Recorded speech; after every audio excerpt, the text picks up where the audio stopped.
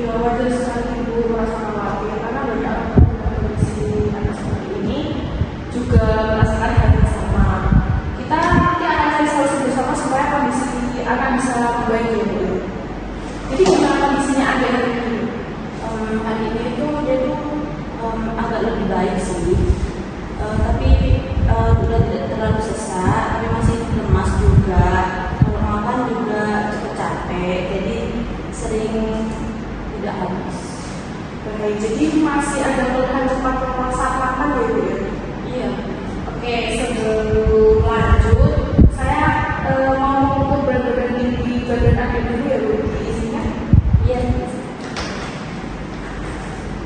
Bisa aja boleh ikut saya? Bantu sini bisa. Ini di sini aja nggak apa-apa. Di sana ya ada mungkin ada barang gitu. Nah,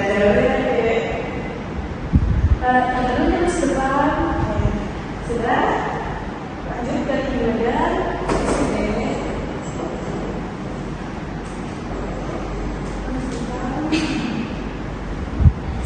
Bisa boleh ke tempat dulu ya.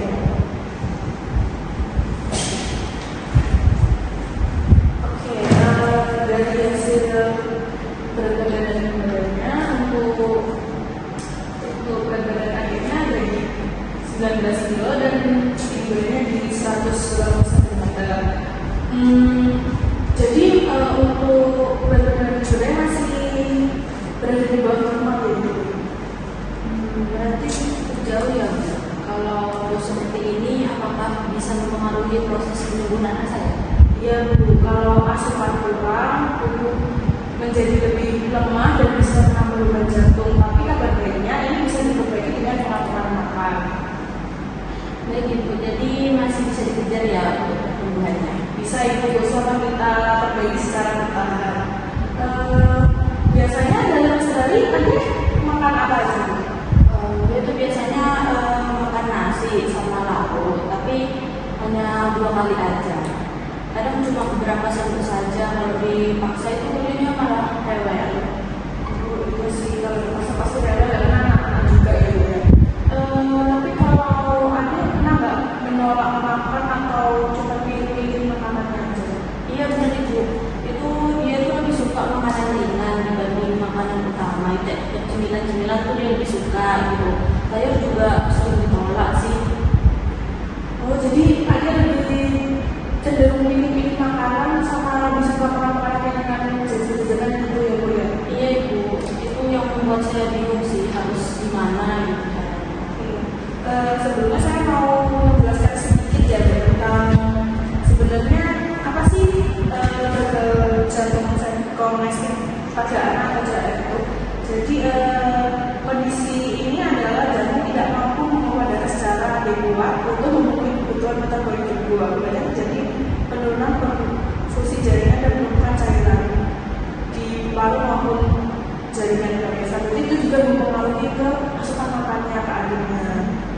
Nah, terus Ibu hari ini bawa hasilnya? Iya Ibu, ini saya tahu juga. Saya ingin tahu apakah ini berbahaya atau tidak untuk anak saya. Izin saya dulu. Ya boleh. Ya, kalau dari hasilnya saya bisa jelaskan sedikit. Untuk harganya ada di 10,5 gram BL yang itu termasuk rendah, dan untuk albumnya dari 3,3 gram itu juga termasuk rendah. Artinya ada itu yang kekurangan sisi dari protein. Oh gitu ya Bu ya. Jadi itu yang menyebabkan anak saya sering lemes ya. Apakah perlu obat atau cukup untuk dari makanan aja? Kalau untuk obat pastinya butuh, tapi bisa juga dibantu dari makanan. Nanti kita atur supaya kebutuhan gizinya terpenuhi. Oke, selanjutnya karena adik ini mudah lelah, kita bisa ubah pola makannya jadi 3 kali makan utama, 2 kali selingan atau snack. Terus porsinya ini bisa porsi kecil, jadi misalkan ibu dalam sekali memberi adik makan mungkin biasanya 1 centong atau berapa centong bu biasanya? Setengah. Nggak bisa sampai Ya itu mungkin bisa dikurangi karena mungkin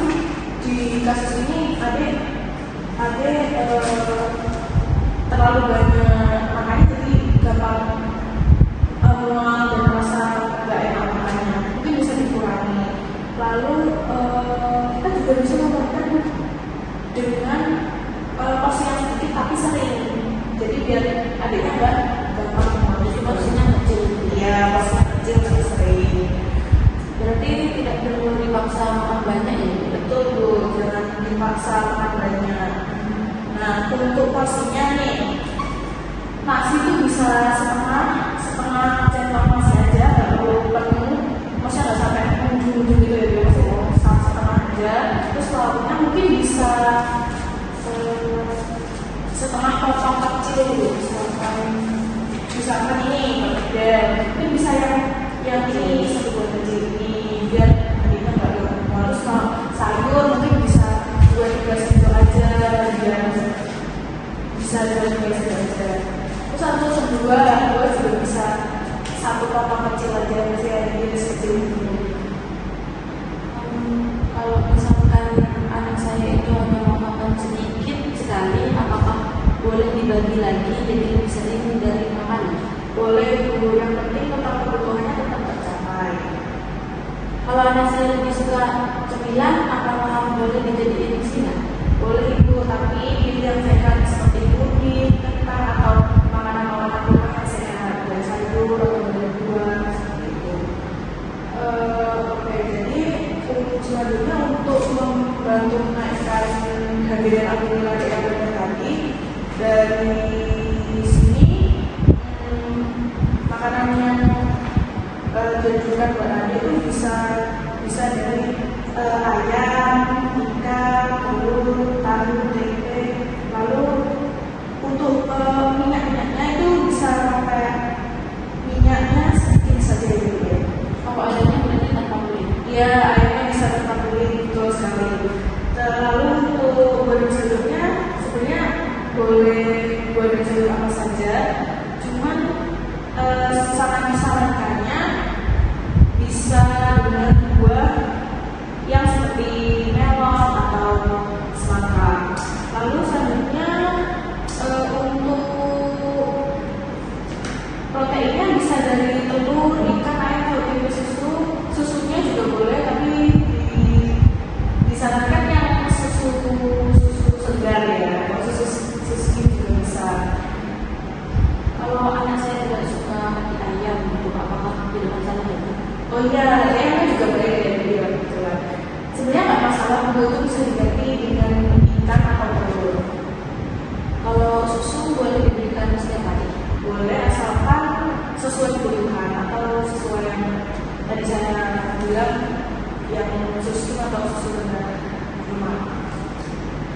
Oke Bu, sebelumnya saya ingin menyampaikan beberapa hal yang bisa dilakukan dulu. Nanti Ibu bisa mencatat makanan yang dikonsumsi adik setiap hari, mulai makanan utama, sebenarnya apa sih dimakan, lalu kira-kira jumlahnya berapa aja yang dihabiskan. Catatan ini itu membantu banget Pak saat kita masih berikutnya untuk melihat perkembangan adiknya. Baik Ibu, jadi saya mencatat semua yang dimakan sama anak saya ya. Termasuk kalau dia hanya makan sedikit juga. Iya, itu bisa dicatat juga karena kita bisa mengevaluasi bersama. Itu justru itu penting Bu, supaya kita bisa mengevaluasinya dengan lebih cepat lagi. Lalu untuk rencana selanjutnya, kita kan berhubungan lagi dengan selanjutnya itu untuk melihat perubahan berat badan adik, apakah sudah ada kenaikan atau belum. Lalu mengevaluasi nanti pola makannya adik sudah lebih baik atau belum. Menyesuaikan juga intervensi jika diperlukan. Misalnya ada keluhan lain atau apa. Jadi saya nanti akan berusaha mencatat sama mengumpulkan semua yang sudah dijelaskan tadi di hari ini. Iya, saya sangat apresiasi usaha Ibu ya dalam merawat adiknya. Perubahan memang tidak langsung terlihat, tapi kalau konsisten hasilnya jelas akan lebih baik. Semoga adik segera membaik dan lebih sehat ya Ibu ya. Amin. Terima kasih banyak ya Bu. Saya jadi lebih semangat nih dan kayaknya tidak perlu khawatir lagi sih. Iya, sama-sama Ibu. Terus semangat ya Ibu. Peran Ibu sangat besar dalam proses pertumbuhan anak. Sampai bertemu dengan berikutnya ya Bu. Sampai bertemu dengan berikutnya ya Dek ya. Terima kasih sebelumnya sudah hadir ya Ibu. Adik-adik semangat ya. Terima kasih. I just had to let you know you're